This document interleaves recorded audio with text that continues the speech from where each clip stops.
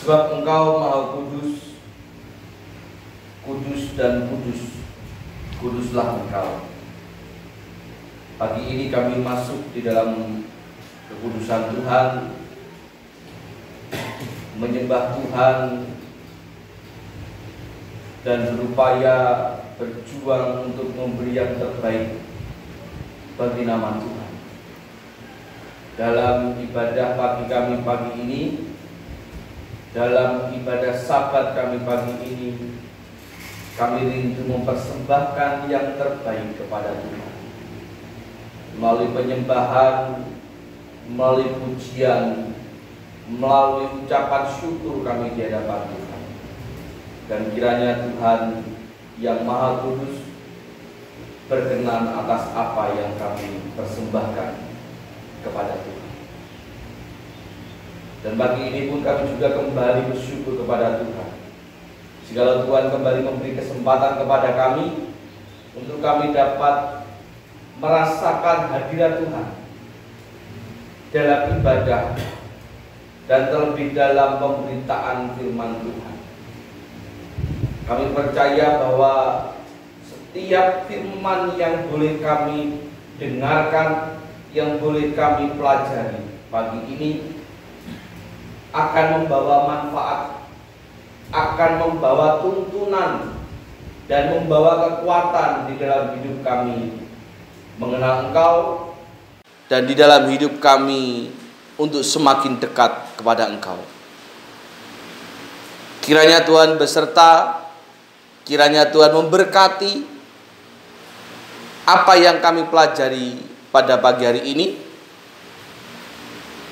Engkau yang menjadikannya berkat bagi kami pribadi lepas pribadi, baik jemaat-Mu di tempat ini atau siapapun yang menyaksikan video dan streaming ini.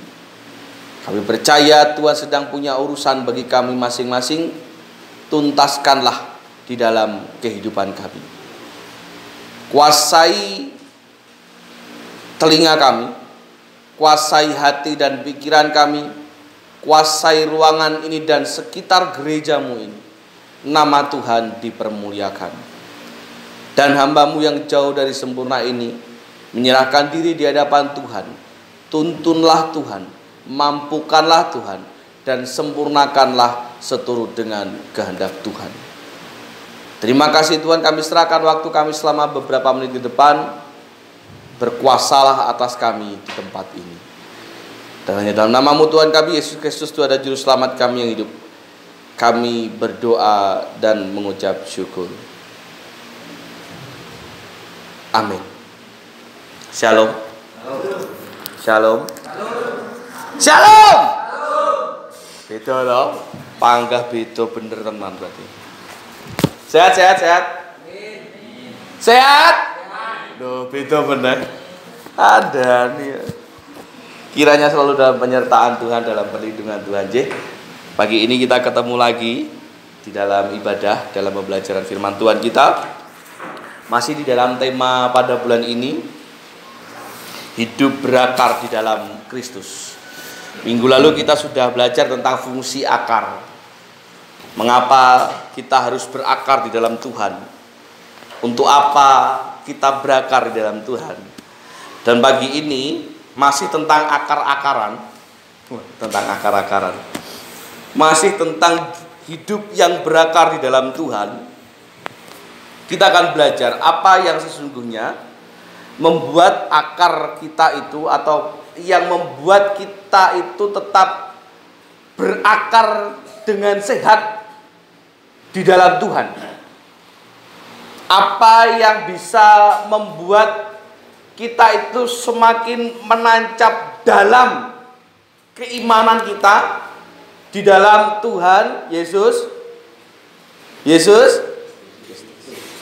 Tapi sebelumnya mari kita akan buka terlebih dahulu dalam kitab Matius pasal yang ke-13. Dalam Injil Matius pasalnya yang ke-13.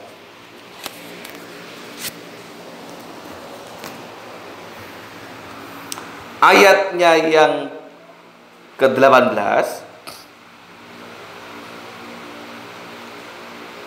sampai dengan 23. Pasti tidak asing. Karena KPW kemarin sempat dibawakan, tetapi ini berbeda. Ada yang pernah disuguhi atau diparingi panenan terongnya Pak Ripto? Ada? Coba angkat tangan. Nah, Pak tuh, Bu Yuni. Yang lainnya loro tok. Yang jenengan kasih 2 tok Pak Ripto. Oh, 4. Sing loro rak gelem ngaku sesuk ora usah diparingi meneh. Aku ngacung kok ngene mau. Bagong batuk dimasak napa? Terongnya. Lodeh. Kalau Bu Yuni? Lodeh. Gunku dimasak apa ini? Podo. Gue deh. Bu Yuni lawe apa? Gereh. Bagong? Tempe tahu. Ini apa ti? Bergedel jagung ini saka ndi? Wong lawuh karo kerupuk dadak ngomong bergedel jagung. Oh alah. Lah mbok jujur wae. Dari satu terong yang bersumber dari kebun yang sama, walaupun podo jangan lodeh, tetapi pasti saya yakin rasanya beda. Bagi saya masakan jangan lodeh terong kacang ibuku tetap nomor 1. Ora enek sing ngalahke rasane. Nah, lawuhe pun juga beda.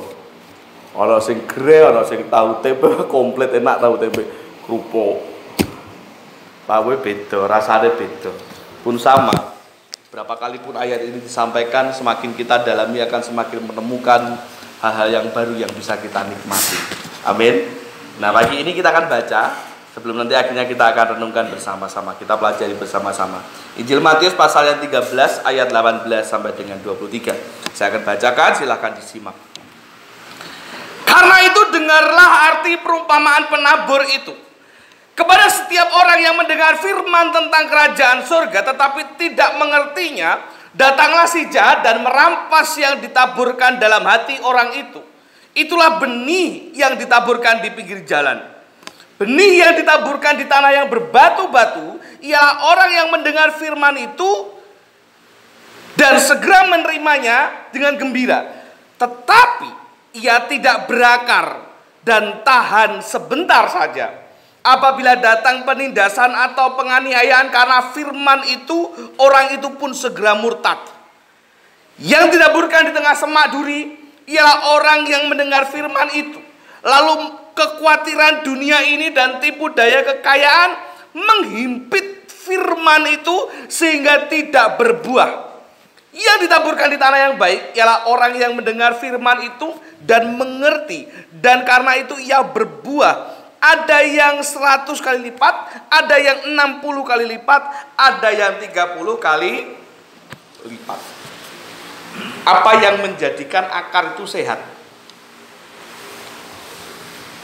Suka nandur? Ada yang suka nandur, ada yang suka nanam? Selain Pak Repto? Saya akhir-akhir ini walaupun rada jengkel dan malas karena aglonema aku podo mati, tetapi tetap semangat. Kemarin saya ke Batu Malang, pulang-pulang membawa beberapa tanaman seperti biasa, minta ya. Kalau tidak dimulai dengan akar yang sehat, percayalah bahwa kayak kita kemarin belajar toh, bahwa tumbuhan itu tidak akan bisa bertumbuh dengan baik, apalagi berbuah dan berbunga. Dan bahkan tanaman itu bisa mati karena tidak mendapat sokongan nutrisi yang diambil dari dalam tanah oleh akar. Sebab itu akarnya harus sehat. Pun juga demikian orang percaya. Kalau iman itu diibaratkan dengan akar, maka iman itu harus sehat.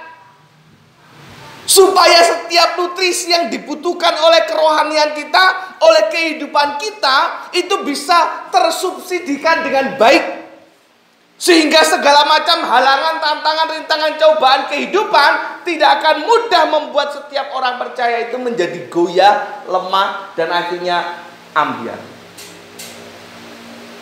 Nah, lalu pertanyaannya adalah apa yang dapat menjadikan akar itu sehat? Apa yang dapat menjadikan iman itu sehat? Saya mencatat ada 3 bagian di sini. Yang dapat kita simak bersama dari kitab Injil Matius pasal yang 13 ayat 18 sampai 23. Apa yang menjadikan akar itu sehat? Yang pertama adalah pastikan bahwa media tanamnya itu benar. Bahwa media tanam dari tanaman itu tepat. Setiap jenis tanaman itu butuh media tanam yang berbeda. Betul gak yang suka nanam?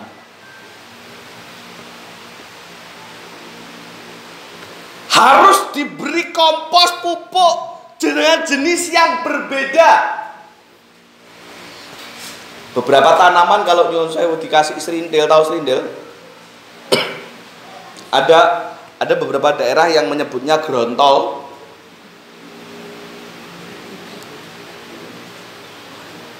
Di Kediri menyebutnya serindil. Semarang nyebutnya apa? Sok Indonesia lu. Lu gue N. Apa? Kalau Semarang nyebutnya apa? Serindil juga. Semarang apa Gunung Kidul? Saya tanya Semarang kok.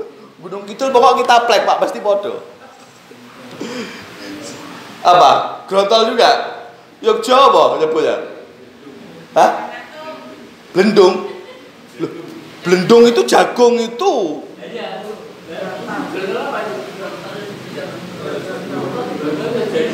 Apa ya? Daerah Tulungagung itu kalau nggak salah nyebutnya grontol. Kalau sing ngarah di sini gampang-gampangan nih. Kali ini saya sepakat dengan Pak Bayu, kotoran kambing, gampang loh.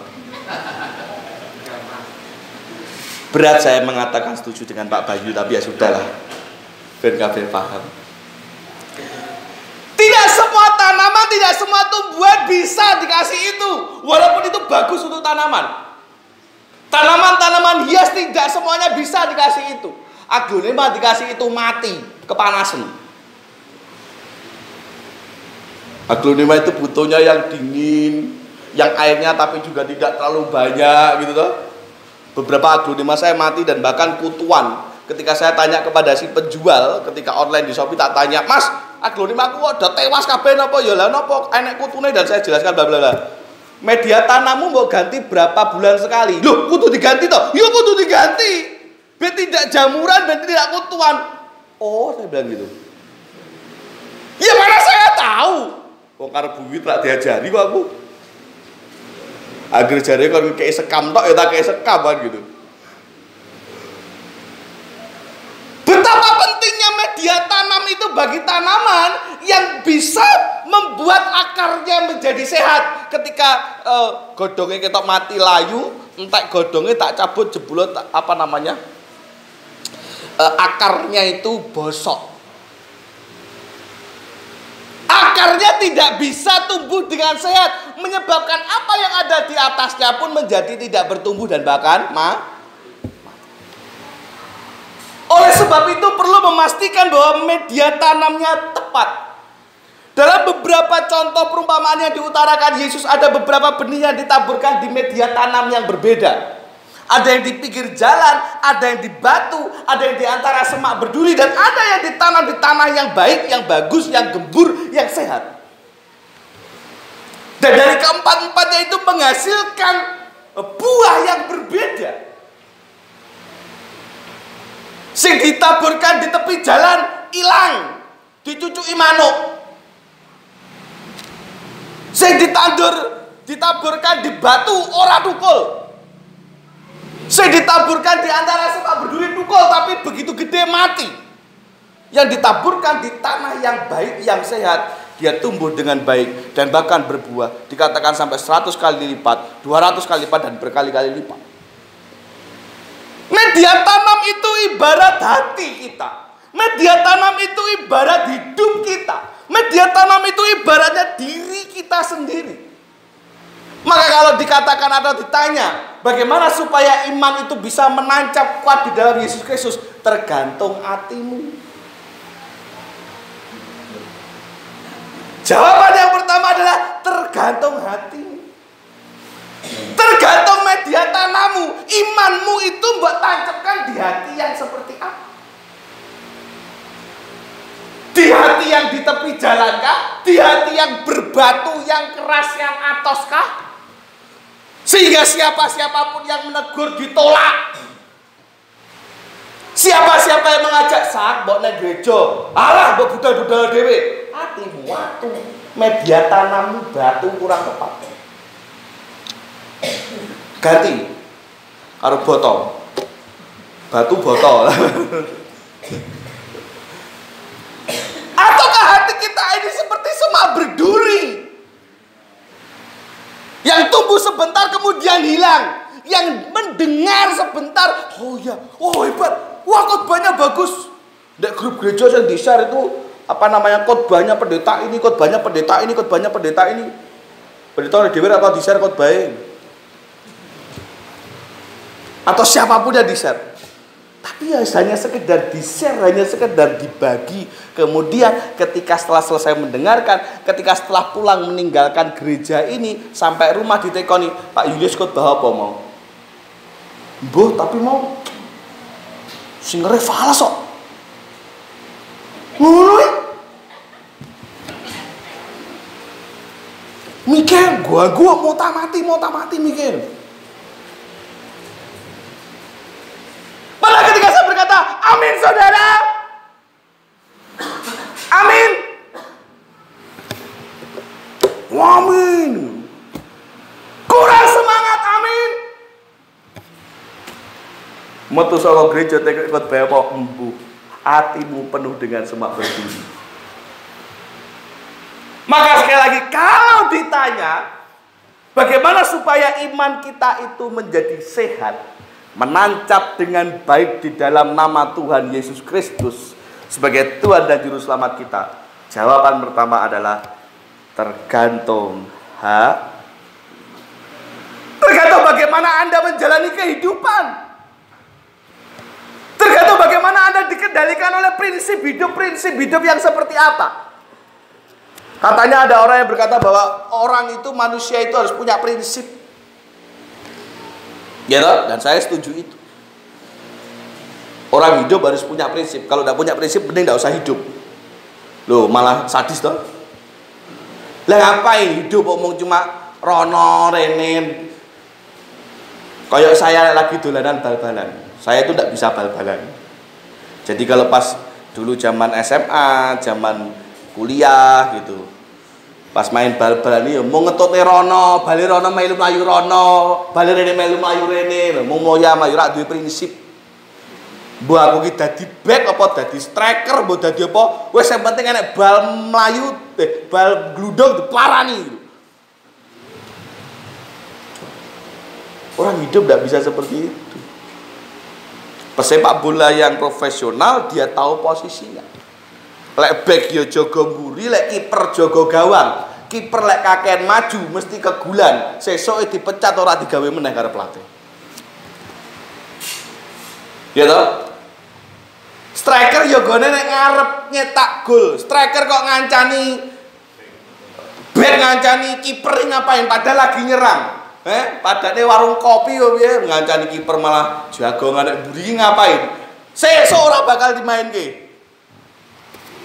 Kecuali ada beberapa kasus di mana beberapa posisi itu diganti. Misalkan kipernya kena kartu merah, diganti kiper cadangan, kemudian cedera atau kena kartu merah lagi, akhirnya tidak punya cadangan kiper.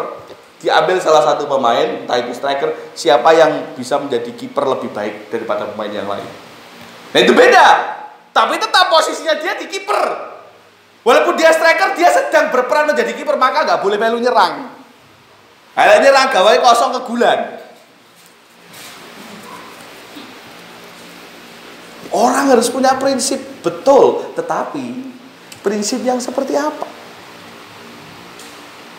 Prinsip yang seperti apa yang kau miliki? Itu tergantung Ada banyak prinsip dalam kehidupan.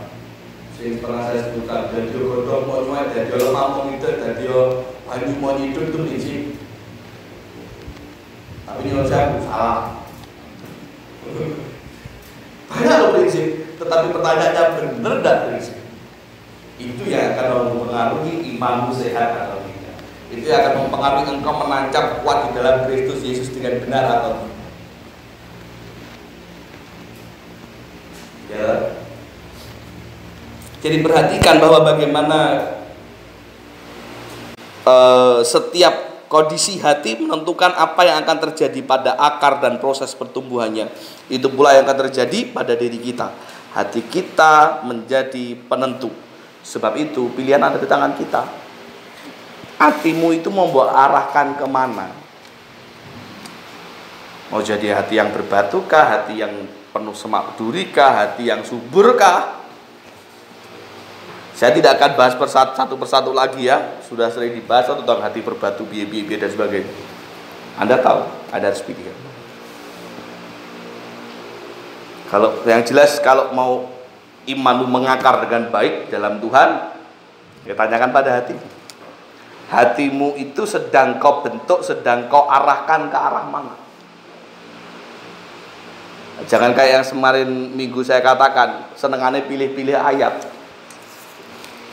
Ayat emas, ayat perak, ayat perunggu. No. Semua ayat itu menjadi penegur dan penguat kita. Gitu? Semua ayat itu menguatkan sekaligus membentuk hidup kita menjadi lebih benar. Tergantung hati. Yang kedua, itu yang pertama, media tanamnya kudu tepat.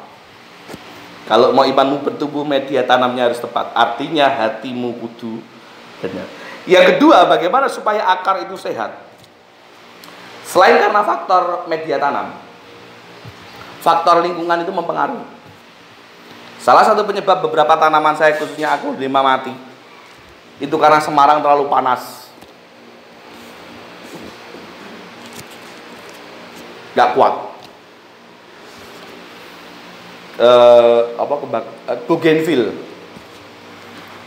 ketika tak taruh di dalam, wangel ngembangi, godong tok we.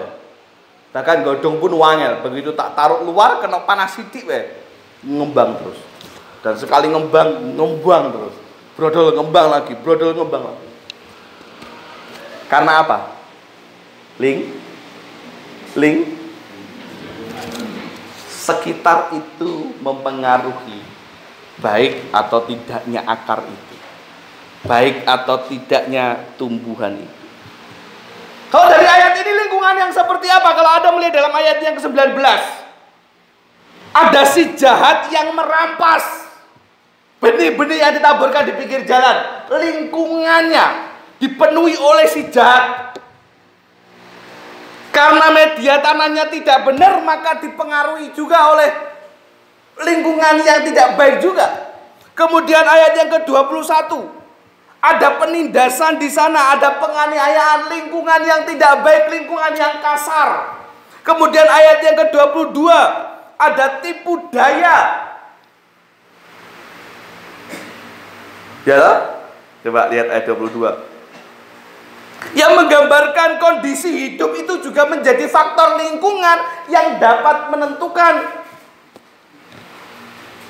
akar itu bisa sehat atau tidak. Ayat berapa ini? 22. Yang ditaburkan di tengah semak berduri ialah orang yang mendengar firman itu, lalu kekhawatiran dunia dan tipu daya kekayaan menghimpit firman itu. Ketika lingkungan ini menghimpit dia, tonggoku tuku kulkas kok aku ra iso tuku kulkas, wah sesuk piye carane kudu tuku kulkas, itu pengaruh lingkungan. Jor-joran. Ada banyak orang yang akhirnya jatuh diuber-uber pinjol karena apa? Uripe jor-joran. Tahu jor-joran? Saingan. Entah itu di dunia perkampungan atau bahkan seringkali yang sering terjadi di dunia pekerjaan. Khususnya kaum wanita. Bapak-bapak, saya kaosnya seminggu tak gawe, aku ra izin kok. Jadi apa mboten? Bapak-bapak kaum laki-laki umumnya, Kaos dipakai pisan dicentelke. Celana iso dadi saulan ora isin kok. Halah mbok diganti to koyo ora duwe liyane wis ben to jek penak kok. Apa meneh celana jin ya, Pak kok. Saya reget saya enak dipakai ya, Pak. Oh. Wong wedok ora gelem. Ya ulang tahun gereja sesuk kalau ada yang beli baju ulang tahun gereja ngarep, mbok kuwi dipakai meneh, ha wingi wis digawe kok mesti ngono. Ya memang sifatnya perempuan begitu. Sebab itu banyak kaum wanita yang bekerja khususnya itu seringkali jatuh di dalam dunia jor-joran itu tadi. Itu pertanda bahwa akarmu sedang terhimpit oleh tipu daya itu. Hingga kita membuat menghalalkan segala cara, lali prioritasnya apa? Hampa? Paham? Ngantuk we. Kemudian juga yang 23, di dalam tanah yang baik, tanahnya baik dipengaruhi oleh lingkungan yang baik pula. Ada support system di sana hingga akhirnya orang mau mendengar, kemudian mau belajar firman Tuhan, sehingga akhirnya bisa menjadi dekat dengan Tuhan. Lingkungan, faktor lingkungan itu mempengaruhi. Sebagaimana kita tahu bahwa faktor lingkungan sangat berpengaruh pada akar dan pertumbuhan pada satu tanaman, demikian juga yang terjadi, begitu juga yang terjadi pada lingkungan dan sekitar kita akan mempengaruhi hati kita, iman kita, itu pasti. Makanya seringkali juga saya pernah bilang toh, gandeng aja bakul iwak neh, waleh aku karo iwak. Liyane iwak apa? Parfum, wis tahu. Hah? Bakul buah, mambu buah. Mambune buah ki piye? Oh ya duren. Gandeng bakul duren ambumu kaya duren. Nah, bener. Iya toh. Senengane Iskia itu duren tuh. Jadi kalau Anda punya durian ya ada berkat, ada durian lebih kasih Iskia. Iskia senang banget, hobi makan durian. Seneng. Itu satu buah sak glodong dintakne dhewe Pak Eko ya. Iskia ya. Karo Pak Eko masuk sing entek deh. Sing entek Pak Eko Mas. Betul. Gandeng bakul durian ya. Mambu durian sing mesake adalah gandeng karo sopir sing seneng sing pekerjaannya nguras septic tank. Itu mesake. Ora perlu tak jelasne mambu apa ya. Itulah pokok. Lingkungan itu mempengaruhi.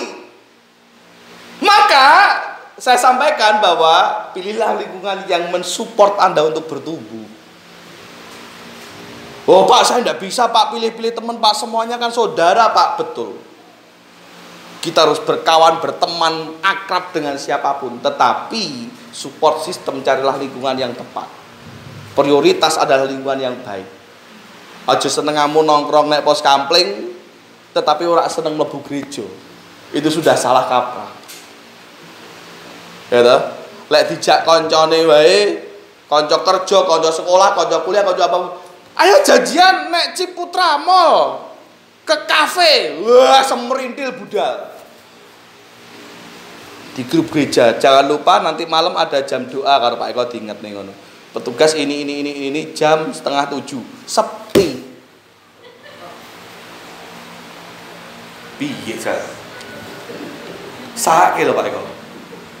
Jadi seksi ibadah berperiode-periode pagah ngono ya Pak Eko. Mesake Pak Eko.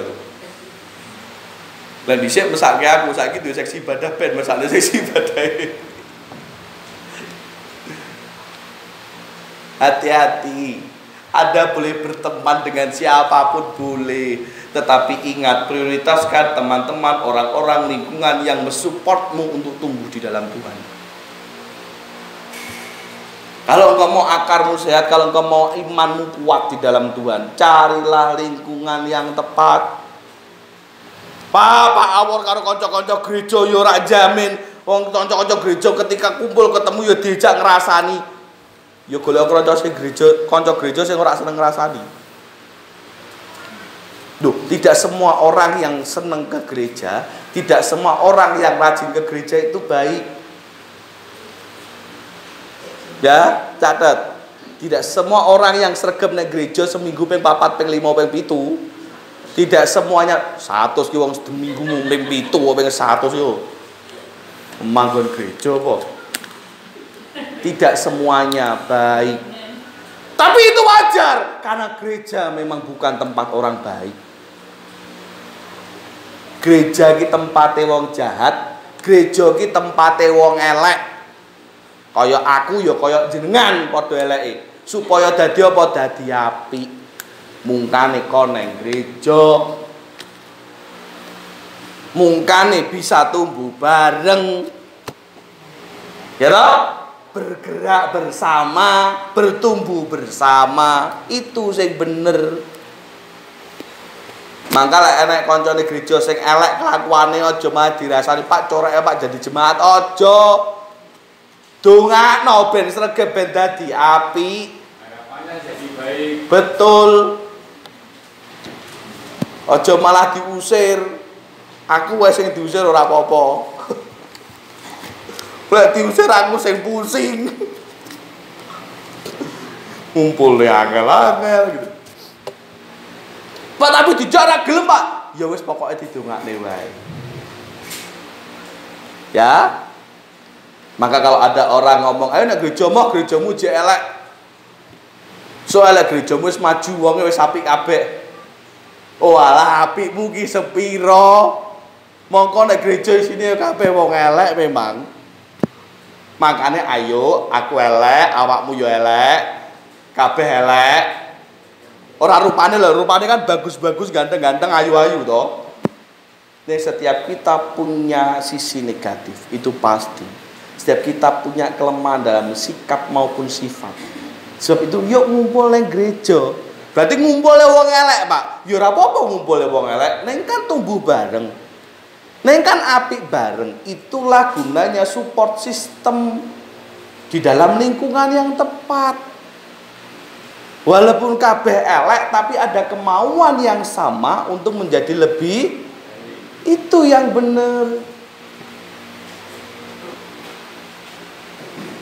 Oke. Lingkungan mempengaruhi. Hati-hati pilih lingkungan. Gitu. Apa? Kasih minum, lagi nongkrong, minuman keras, alkohol, akhirnya mabuk. Pak lelek meh nolak ya rak penak ya Pak. Apa? Pak tuh bosone ngubyuki apa? Menghargai lah carane apa namanya? Lek Kediri nyebutin ngubyuki ya, Mas. Apa? Nah, itulah pokok. Pak ra penak Pak ngajeni, Pak. Mosok dikasih kita nggak mau nolak, gak penak wong konco lawas. Berarti salah milih konco, salah milih lingkungan. Berarti kuwi salahmu ngomong kok dek lingkungan kono meneh. Kan gitu. Ya toh? Mending ngawur Pak Bayu. Paling banter jak milih paket. Golek kesel paling banter lo es teh. Biasa gaene buyuni.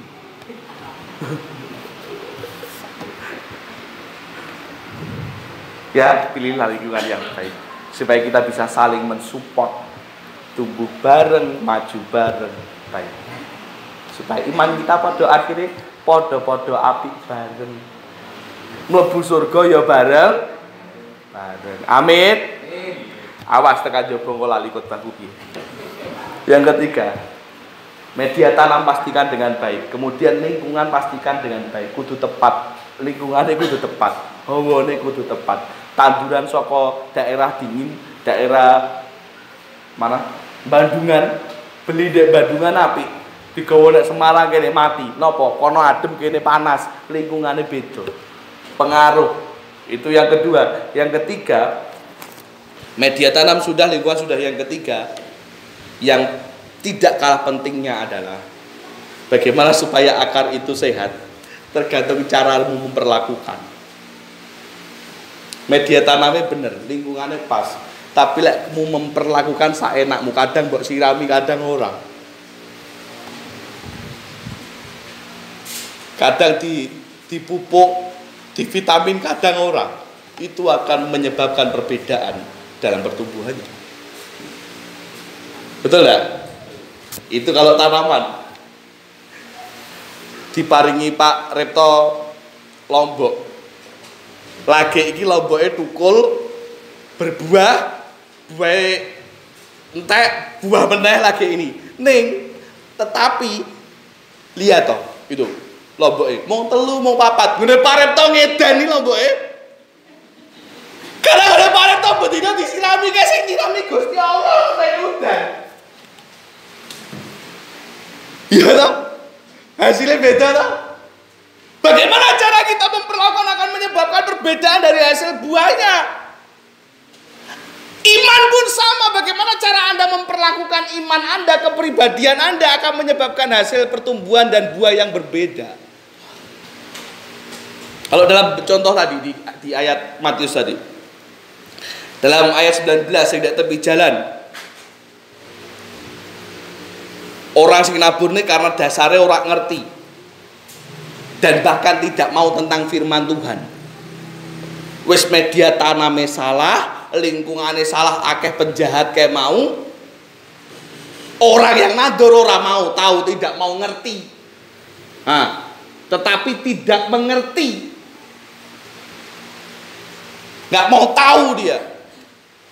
Benih itu diperlakukan ora urus. Ya ora dadi apa-apa. Gak mau tahu, ya tidak dirawat itu tadi bener. Gak mau tahu. Agamaku meh ngopo, ora urus. Lah mbok donga, ya ben. Gak mau tahu. Firman Tuhan tuh ngomong gini loh, ora urus. Gak mau ngerti namanya. Yang kedua dalam ayat 20 sampai 21. Diterima tetapi tidak disimpan. Firman itu yang jatuh ke dalam hatinya ditopo tapi ora disimpan.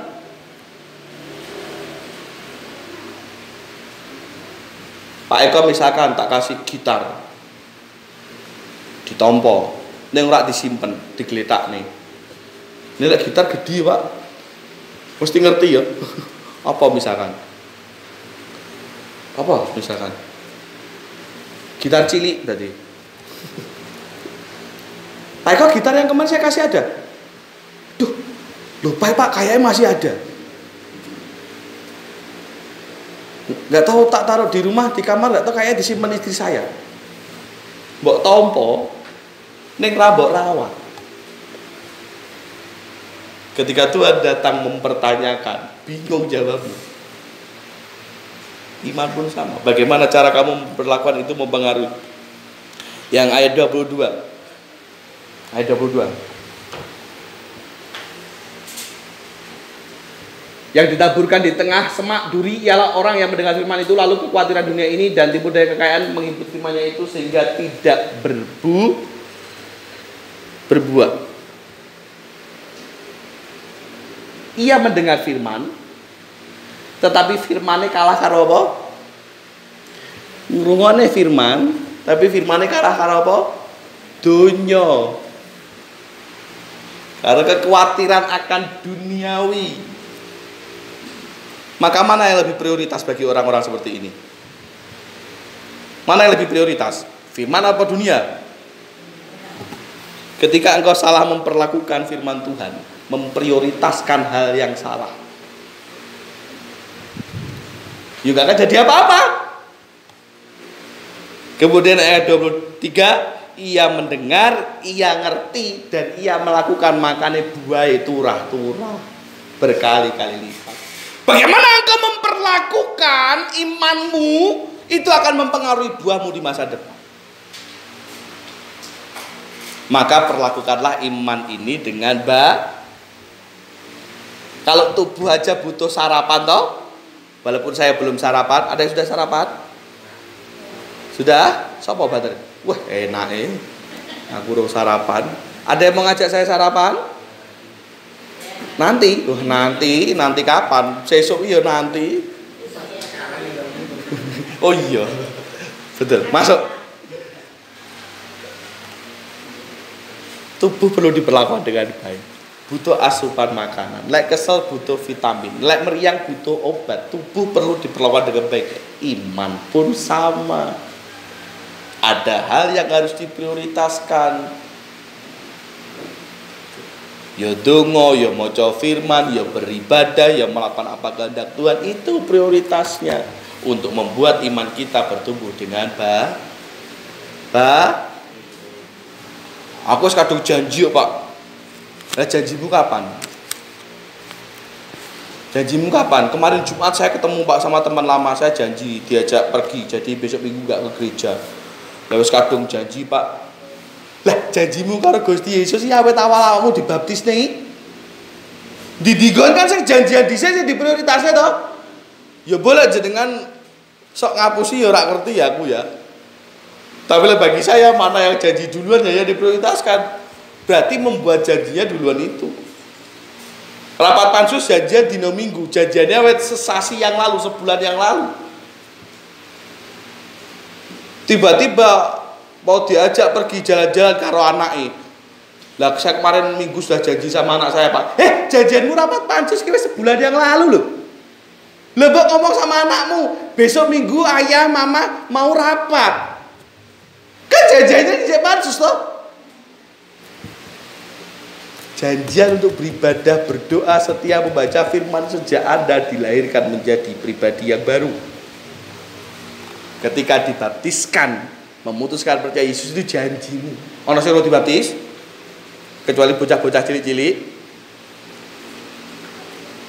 Ya kuwi sing didhisikne to ya. Itu yang diprioritaskan to ya. Ya toh? Kalau enggak sebagai pribadi yang tepat janji, maka perlakukanlah imanmu dengan baik, maka semuanya akan bertumbuh dan berbuah. Lek wis berbuah, sapa to sing ngrasakne? Siapa yang merasakan? Siapa? Lek wis imanmu berbuah beratus-ratus kali lipat, 30 kali lipat, 100 kali lipat. Sing seneng sapa? Sapa? Lek jenengan imane bertumbuh sing seneng sapa? Aku. Ya aku kecipratan seneng. Ning sing paling seneng sapa? Kan ya awake dhewe to. Sing diberkati nampa berpuluh-puluh beratus-ratus kali lipat sapa? Apa ya aku? Ya aku mungkin kecipratan, mungkin ora, tapi sing pasti kan jenengan. Ya tak? Maka pastikan bahwa akarmu sehat, pastikan bahwa imanmu kuat di dalam apa mau mediane kudu tepat. Yang kedua, lingkungannya kudu tepat. Yang ketiga, harus diperlakukan dengan cara yang iman butuh asupan. Ya donga, ya maca firman. Buka Alkitab mung pas nek gereja tok. Lepas praine gereja ya ora buka Alkitab. Bagaimana iman mau bertumbuh? Berarti caramu memperlakukan iman kurang sebab ini penting. Untuk menghadapi badai kehidupan ini penting. Nanti minggu yang akan datang atau minggu yang selanjutnya lagi kita akan bahas tentang betapa pentingnya akar itu kuat supaya ketika diterak badai kita berdiri dan tidak goyah. Tuhan memberkati kita semua. Kita akan duduk kepala dan berdoa. Bapa kami di surga, terima kasih Engkau telah menyertai hamba-Mu yang jauh dari sempurna ini, menyerahkan diri di hadapan Tuhan. Segala perkataan, ucapan yang tidak sempurna, yang kurang berkenan, Tuhan menyempurnakan segala sesuatunya. Dan hamba-Mu sudah selesai, dan biarlah Roh Kudus-Mu yang akan menuntaskan segala sesuatunya dalam hati dan hidup jemaat-Mu sekalian. Terima kasih Tuhan, terima kasih Yesus. Dan dalam nama-Mu Tuhan Yesus kami berdoa dan mengucap syukur. Amin.